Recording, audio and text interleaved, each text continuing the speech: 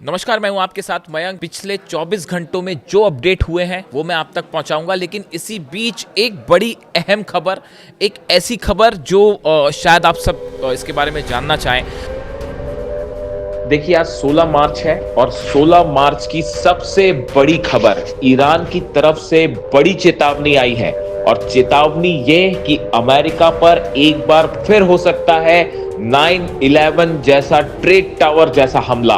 और ये चेतावनी आई है ईरान की तरफ से। देखिए, ये ऐसी खबर है जिसने पूरे अमेरिका में दहशत फैला दी है, खौफ फैला दिया है।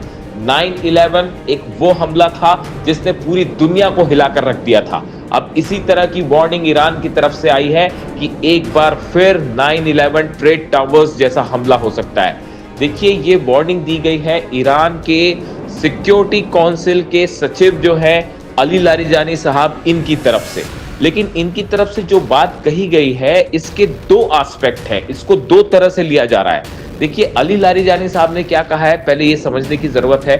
उनका कहना ऐसा है कि अमेरिका में ही कुछ नेता मिलकर जो है वो 9/11 जैसा हमला करवा सकते हैं, यानी अमेरिका खुद पर इस तरह का हमला करवा सकता है और उसके लिए ईरान को दोषी ठहराया जा सकता है और ये आरोप लगाए जा सकते हैं कि ये हमला ईरान ने करवाया है।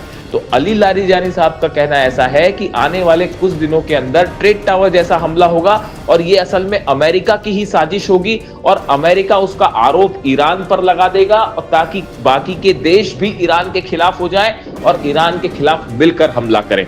इस तरह की एक साजिश हो सकती है। ये बात अली लारिजानी साहब की तरफ से कही गई है। लेकिन एक्सपर्ट्स जो हैं, जो एनालिसिस कर रहे हैं इस बयान का, उनकी तरफ से एक बात और कही जा रही है। उनकी तरफ से बात यह कही जा रही है कि क्या इसका मतलब ये निकाला जाए कि ईरान ने अमेरिका को ये वार्निंग दे दी है कि आने वाले वक्त में अब 9/11 जैसे हमले होंगे अमेरिका में। कुछ लोगों का मानना यह भी है कि ईरान ने बड़े ही एक समझदारी भरे अंदाज में अपनी बात को अमेरिका की जनता तक और अमेरिका के नेताओं तक आगे बढ़ा दिया है कि आप तैयार रहिए, अब 9/11 जैसा हमला होगा।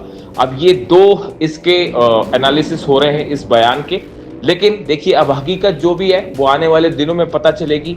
लेकिन जिस तरह से ये चेतावनी आई है, उसने एक बार फिर पूरे दुनिया में जितने सुरक्षा एक्सपर्ट्स हैं उनके लिए, अमेरिका की जो सुरक्षा एजेंसीज हैं उनके लिए एक बड़ी चेतावनी जारी कर दी है।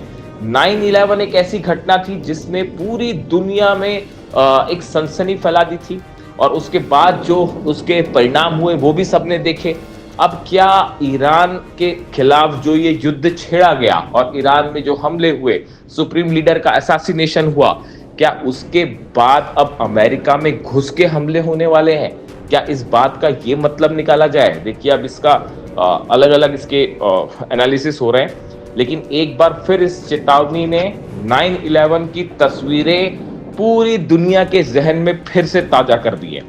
इसी बीच इजराइल में लगातार हमले जारी हैं और जो तस्वीरें आई हैं बीती रात, यानी 15 और 16 तारीख की बीच की रात, इजराइल में जबरदस्त जो है वो मिसाइल अटैक हुए और बताया जा रहा है कि सेजिल मिसाइल से जो हमले हुए उसने पूरे इजराइल को दहला के रख दिया है। चाहे सेंट्रल इजराइल हो, नदर्न इजराइल हो, साउथ इजराइल हो, हर तरफ सेजिल मिसाइल्स बरस रही हैं अब। और सब तरफ जो है वो आग लगने की तस्वीरें सामने आई, कई घरों के गिरने की तस्वीरें सामने आई। लोग जो है वो पैनिक सिचुएशन में है, बंकर्स में छुपे हुए हैं। कई जगह बंकर्स को तोड़ते हुए मिसाइल्स जो है अंदर जाके फट रही हैं। ये हालात इस ओर इशारा कर रहे हैं कि इजराइल वो तबाही देख रहा है जैसी तबाही आज से पहले कभी इजराइल ने नहीं देखी। शायद किसी को इस बात का अंदाज नहीं था कि ईरान की मिसाइल्स इस कदर से जो है भारी साबित होंगी और इजराइल का डिफेंस सिस्टम पूरी तरह से ध्वस्त किया जा चुका है। देखिए, कोई भी डिफेंस सिस्टम जो है अब वो इस लायक इस हालात में नहीं है कि ईरान के मिसाइल्स को रोके। इसराइल में जो हमले हो रहे हैं उसके बाद बड़ी संख्या में लोग सड़कों पर आए और नेतन्याहू के खिलाफ, इसराइल की गवर्नमेंट के खिलाफ उन्होंने नारेबाजी शुरू कर दी। और ये कहा जा रहा है कि इसराइल की जनता इस बात से सख्त नाराज है कि आखिर क्यों उसे इस वॉर में खींचा गया, ईरान पर हमले क्यों किए गए। इस बात से अब इसराइल के लोग ही नाराज हैं और नेतन्याहू के खिलाफ नारेबाजी कर रहे हैं। लोगों का कहना है कि जिस तरह से ये हमले हुए उसके बाद अब जब ईरान के हमले हो रहे हैं तो उसमें एक तो नेतन्याहू सामने आने को तैयार नहीं है। देखिए, एक तरफ ईरान में जो है वो ईरान के राष्ट्रपति हों, अली लारिजानी साहब हों, विदेश मंत्री हों, कुछ देर पर वो सब के सब सड़कों पे थे, जनता के बीच में थे और लाखों लोग उनका सपोर्ट कर रहे थे। लेकिन दूसरी तरफ इसराइल में हालात ये हैं कि नेतन्याहू कहां छिपे हुए हैं किसी को नहीं पता। वो कहीं कहीं से अपने वीडियो रिलीज कर रहे हैं, जनता के बीच आने को तैयार नहीं है। और जो सड़कों पर तबाही हो रही है, घर टूट रहे हैं, उसके बीच में जो है वो जनता वहां पे बुरे हालात में है।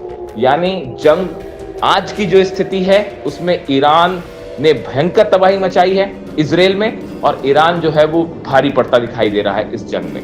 यानी कि हालात ये हो चुके हैं अब कि दुनिया की सबसे बड़ी ताकतों को झुकाने में ईरान कामयाब हो गया है।